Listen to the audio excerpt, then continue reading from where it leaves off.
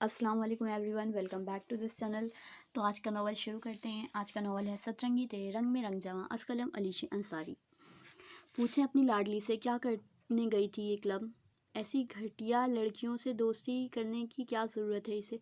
मिकाल ने झटके से इसे ज़मीन पे फेंका। फूफू और सुनहर की आंखें फैल गईं। चची ने भी मुंह पे हाथ रख लिया। ज़बीर मिकाल को ठंडा करने लगे। ताबिंदा लैला पे झुकी। क्या ऑल फॉल बक रहे हो तुम? सर आप ज़्यादती कर रहे हैं, मैडम ने कुछ नहीं किया। हाँ यूशे, मानता हूँ इसने कुछ नहीं किया, पर वहाँ जाने की ज़रूरत क्या थी इसे? आज़ादी का गलत फ़ायदा उठा रही थी ये तब से। शरीफ घरों की लड़कियां ऐसे ही जगह जाती हैं।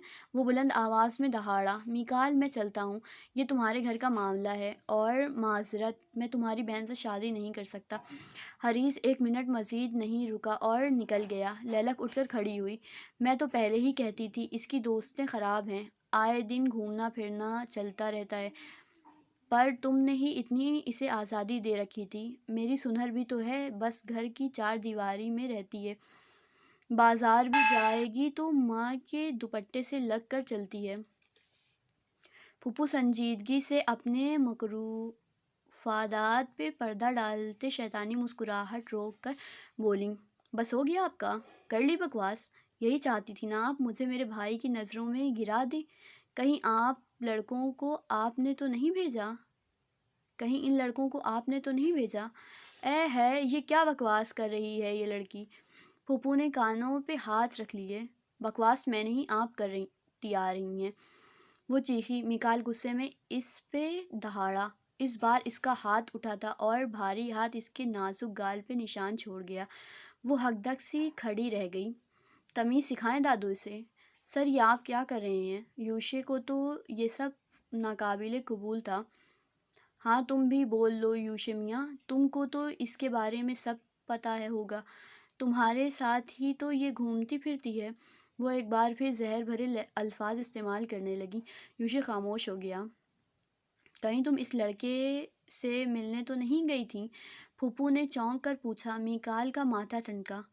इसने भवें उचकाईं। मैंने कल रात इसे किसी लड़के से बात करते सुना था, मैं तुम्हें बताने ही वाली थी, फिर सोचा बच्ची है, इसे समझा दूंगी कि लड़कों से दोस्ती अच्छी नहीं होती। वो लैला की हमदर्द बनते हुए बोली, मोबाइल दो अपना। लैला जो कब से इनके ड्रामे बाजी बर्दाश्त कर रही थी, भाई की आवाज़ पर चौंक गई। नफ़ी में गर्दन हिलाई। फिर मिकाल ने खुद इसके बैग से मोबाइल निकाल लिया। खोलो इसे। मजबूरन लैला को खोलना पड़ा। अब तक इसकी आंखें आंसुओं से खुश्क थीं। ये रात इस पे किस तरह क़यामत बनकर टूटने वाली थी, इसका अंदाज़ा इसे कुछ लम्हों में होने वाला था। फूफू तो इस मौके की ताक में अरसे से बैठी थीं। वो हर सूरत आज लैला से जान छुड़ाते चाहे फिर इसकी जान क्यों ना चली जाती। जो मिकाल व्हाट्सएप मैसेज पढ़ता गया, इसका चेहरा सुर्खी में माइल होने लगा। वहीं इसने मोबाइल पटक दिया। इसके दो टुकड़े हो गए। कौन है ये शहरयार? ये दूसरा थप्पड़ था जो वो बर्दाश्त ना कर सकी और ज़मीन बोस हुई। मैं बताने वाली थी आपको, वो मुझसे शादी करना चाहता है। कल इसके बाबा रिश्ता लेकर आएंगे। वो मेरा यूनी फेलो था, पसंद करता था मुझे।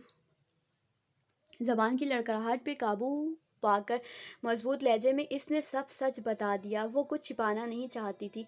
यही सही मौका था जिसकी बदौलत इसे इसकी मंजिल मिल जाती। तौबा तौबा, इतने अरसे से अफेयर चल रहा था। चची की बड़बड़ाहट वाज़े सुनाई दी। दादू की ज़बान तो तालू से लग गई थी। शहरयार का सुनकर इनके अंदर लैलक पे जो मान था वो टूट कर बिखरा था। इनकी लैलक इनसे ये सब कैसे छिपा सकती थी? इसने कैसे ये ताल्लुक़ कायम रखा? भाई शहरयार अच्छा लड़का है। बेशर्मी देखो इस लड़की की, फूफू तनफ़्फ़ुर से बोली। जब ही ये 24 घंटे कमरे में रहती या फिर बस बाहर घूमती थी। लैला की आंखें फट गईं। किस बात को फूफू ने कहाँ जोड़ दिया था? अब अगर वो बताती कि वो फ्रीलांसर है तो यकीन किसी ने नहीं करना था। कोई इसकी सुन कहाँ रहा था? आज लैला का दिन नहीं था। मिकाल ने बालों से जकड़ के इसे खड़ा किया। सुनहर तो खुद इसकी तेवर देखकर कांप रही थी। افیئر چلانے والے لڑکے کبھی شادی نہیں کرتے۔ دل تو کر رہا ہے تمہیں جان سے مار دوں۔ لیلک بالوں کی گرفت پہ پھڑپھڑا اٹھی۔ بس پھر مار دیں تاکہ اس اذیت سے آزاد ہو جاؤں۔ شہری برا نہیں، برے آپ لوگ ہیں۔ کبھی آپ کو بہن کے لیے فرصت ملی جو میں آپ کو اس بارے میں بتاتی؟ کام کام اور بس کام۔ لیلک تو پاگل ہے، لیلک تو منحوس ہے، لیلک تو بدتمیز ہے، لیلک یہ لیلک وہ، اور اب لیلک بد کردار بھی ہے۔ یہ سارے الزام مجھے پہلے ہی ختم کر چکے ہیں۔ ایک کام کریں، اس وجود کو اب بس دفنا کر چاروں کل پڑھ لیں۔ سارے لحاظ بھلا کر وہ دگنی آواز میں چلائی۔ اس کی آواز میں اتنا کرب تھا کہ آنکھ سے آنسو ٹوٹ کر گال سے پھسل کر تھوڑی کا سفر کرتے نیچے گرا۔ آسمان پہ چھائی اس کالی چادر میں بھی بجلی کی لکیر نمایاں ہو گئی۔ یوشے کو شدید ملال ہوا۔ اس نے نچلا لب کاٹا۔ وہ لاکھ بری سہی پر یہ سب بالکل ڈیزرو نہیں کرتی تھی۔ جی سر، شہریار صاحب ایک اچھے انسان ہیں۔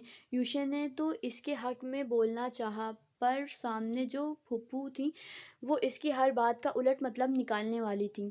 یوشے میاں تم جانتے تھے؟ جی پھپھو۔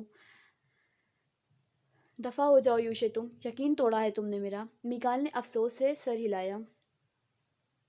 سر، میڈم کی اتنی بڑی غلطی نہیں جتنا آپ لوگ ری ایکٹ کر رہے ہیں، اور جس بات پہ ایکشن لینا ہے وہ آپ نے اگنور کر دی۔ وہ بھی تل ہوا۔ ان کی غیرت تو بس چند میسج پڑھ کے جاگ گئی ہے۔ اس وقت نہیں جاگی جب کوئی بے غیرت مرد ان کی بہن سے بدتمیزی کرنا چاہ رہا تھا۔ اس کے دانت نہیں توڑے پر بہن کا منہ توڑنے لگے ہیں۔ تلخی سے کہکہا لگاتے آخر میں افسوس سے بھائی کو دیکھا۔ میکال کے ماتھے کی رگیں تن آئیں۔ اسے واپس جھٹکے سے نیچے پھینکا۔ تو بہن کو ایسی بیہودہ جگہ جانے پہ شرم نہیں آئی؟ کسی غیر محرم سے گفتگو کرتے وقت وہ شرم سے مری نہیں؟ وہ خود بھی چلایا۔ لیلک کا دم خشک ہوا۔ اگر بھائی اس کا پردہ نہیں رکھ سکتا تھا تو پھر وہ کیوں خاموش رہتی؟ نہیں آئی شرم، میں بے شرم ہوں، پر آپ تو بہت غیرت مند ہیں، شرم والے ہیں۔ اور یہ پارسا بی بی جو اپنی ماں کے پلو کے ساتھ لگ کر چلتی ہیں، آپ دونوں کو اکیلے تنہا چھتوں پر ملتے ہوئے شرم نہیں آئی؟